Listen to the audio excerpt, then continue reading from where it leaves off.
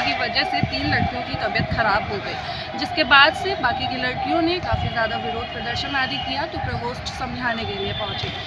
ये धरना प्रदर्शन रात तक जारी रहा। लड़कियों ने रात का खाना भी नहीं खाया, जिसके बाद आज सुबह यूनिवर्सिटी के वीसी स्टूडेंट से मिलने के लिए पहुंचे। वीसी ने सभी स्टूडेंट्स को ये सांत्वना दी है कि हम बात करेंगे और जो व्यवस्था है उसमें सुधार करेंगे।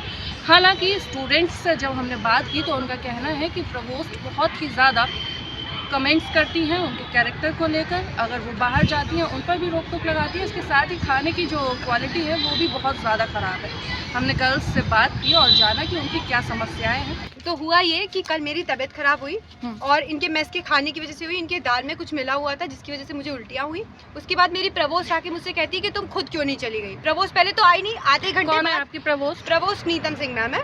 पहले तो आधे घंटे बाद आई ही नहीं रही थी। उसके बाद जब आई तो वो कहती है कि तुम खुद क्यों नहीं चली गई डिस्पेंसरी। मैं उसमें चलने की हालत में भी नहीं थी। और जब मैंने बोला कि आप इस चीज़ की रिस्पॉन्सिबल है तो वो मेरे कैरेक्टर पे चली गई सीधा सीधा कि आपने क्या किया मैं आपको बताती हूँ।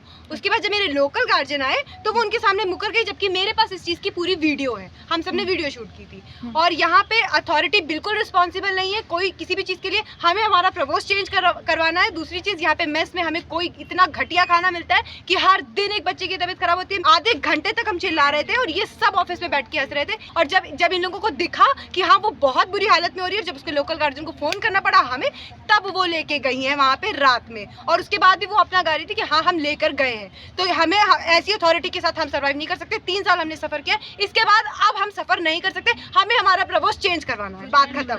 चेंज करो, चेंज करो, प्रपोज चेंज करो, चेंज करो, चेंज करो। सबसे पहली बात तो ये है कि लॉ डिपार्टमेंट के बच्चे इस हॉस्टल में बहुत कम है।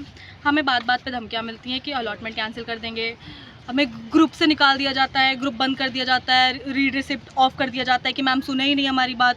अगर हम ग्रुप पे अपनी बातें रखते तो डोंट स्पैम द ग्रुप, ये करके मैसेज आता है। मुझे तो समझ में भी नहीं आ रहा है वो ग्रुप किस लिए है। सेकेंडली, अलॉटमेंट कैंसिल करने की धमकी दी जाती है। थर्ड, डेरोगेटरी स्टेटमेंट्स पास किए जाते हैं कि आप लोग ये पर्टिकुलर इस लड़के के साथ घूमते हैं, इस लड़के के साथ घूमते हैं, आप लोग लड़कों को देख के कूदने लगते हैं, बाइक कार्स देखने कूदने लगते हैं। ये चीज़ हमें बहुत कॉमनली पास हुआ है। कोई भी एक पर्टिकुलर मैटर उठाओ, डेरोगेटरी स्टेटमेंट तो सुनना बहुत कॉमन है। सेकेंडली, अलॉटमेंट की बात जैसे मैंने बोली, अब मुझे नहीं पता हमारी अलॉटमेंट होगी या नहीं होगी नेक्स्ट ईयर, बट सीधी सी बात है, मुद्दा सिर्फ ये लॉ डिपार्टमेंट का नहीं है। यहाँ सब खड़े हैं, मैनेजमेंट वाले बच्चे भी खड़े हैं। सिर्फ एक चीज़ है, हमें हमारी प्रपोज चेंज करनी है। मेरा ये है कि मैम हमारे यहाँ पे सिर्फ मेस का इशू नहीं है, यहाँ पे हॉस्टल मैनेजमेंट इतना मिसमैनेज्ड है। ये अथॉरिटी हमको कोई भी चीज़ पे जवाब नहीं देती है। हम अपने क्वेरीज वहाँ पे रेज करते हैं, अपने कंसर्न्स रेज करते हैं तो हमको टारगेट किया जाता है। हमारे एकेडमिक्स में ये लोग बोला जाता है कि इंटर्नशिप करना है तो हॉस्टल के आर्ट्स में करो, उसके बाद तुमको इंटर्नशिप नहीं करनी है, हम करने ही नहीं देंगे। एक हमको एनओसीज बहुत मुश्किल से मिलती है, एनओसी मिल जाती है, उसके बाद हमको ये इंटर्नशिप नहीं करने देते जस्ट बिकॉज हॉस्टल का गेट बंद हो जा रहा है। हम अपने पेरेंट्स से बात करवा लेते हैं, हम अब पूरे प्रूफ ला के देते तो भी हमको नहीं करने देते।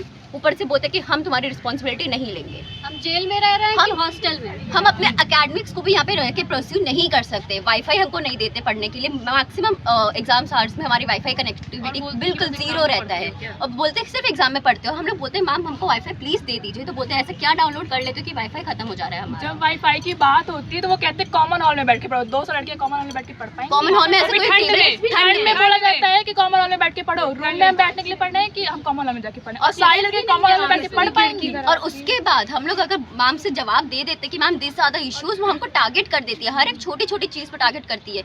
इशू कुछ और होता है, हमको ऑफिस में बुला के किसी और चीज़ पे डाटा जाता है, हमारे प्रीवियस एक्ट पे डाटा जाता है। जो टूटी थी ग्रुप में, अगर ग्रुप में टेक्स्ट करो कि मैम मुझे ये दिक्कत है तो पर्सनली बुला के ऑफिस में डाटा जाता है कि आपने ग्रुप में टेक्स्ट क्यों किया। आपको बात ही नहीं करनी आपको बात ही नहीं आपको बोलनी नहीं चाहिए। एक लड़की की खिड़की टूटी हुई है, उस बच्ची ने पूरी की पूरी विंटर गुजार दी, पूरा ठंड में, लेकिन किसी ने उसकी खिड़की तक नहीं बनवाई। हवा आ रही है, वो बेचारी उसी में थी। यहाँ की जो केयर टेकर है उनको ये काम होता है कि वो बच्चों की केयर करें। मेरी एक दोस्त थी जो मेस में बेहोश हो गई थी और केयर टेकर सामने से गुजर गई, और फिर उसने कल जब ये बात उठाई तो उसको कहा गया कि आपको कैसे पता, आप तो बेहोश थी, कि वो केयर टेकर बगल से गुजर गई। हम लोग थे, हमने देखा ही, हमने उसे बताया, इसी की वजह से उसको पैनिक अटैक आया था।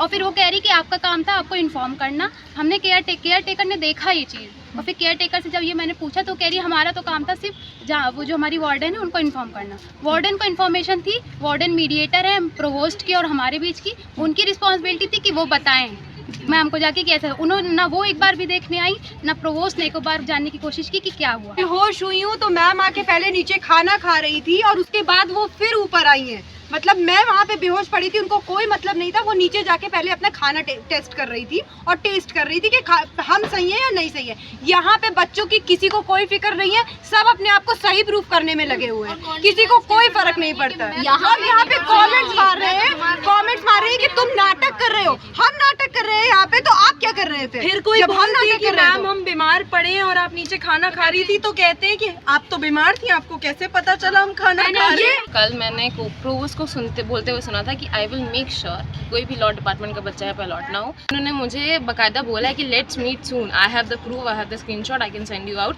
उन्होंने मुझे बोला है, I have just pointed out कि भाई इसमें बाटी है कि तेल है। उन्होंने मुझे बोला है कि लेट्स मीट सून ऐसा करके। कंप्लेन क्या था कि वॉशिंग मशीन में करंट आता है। उन्होंने बाकायदा वार्डन कॉल्ड एंड उन्होंने बोला कि आप डिलीट करिए, आप ऑफिशियल ग्रुप में कैसे कर रहे हो ये चीज़ हुआ है।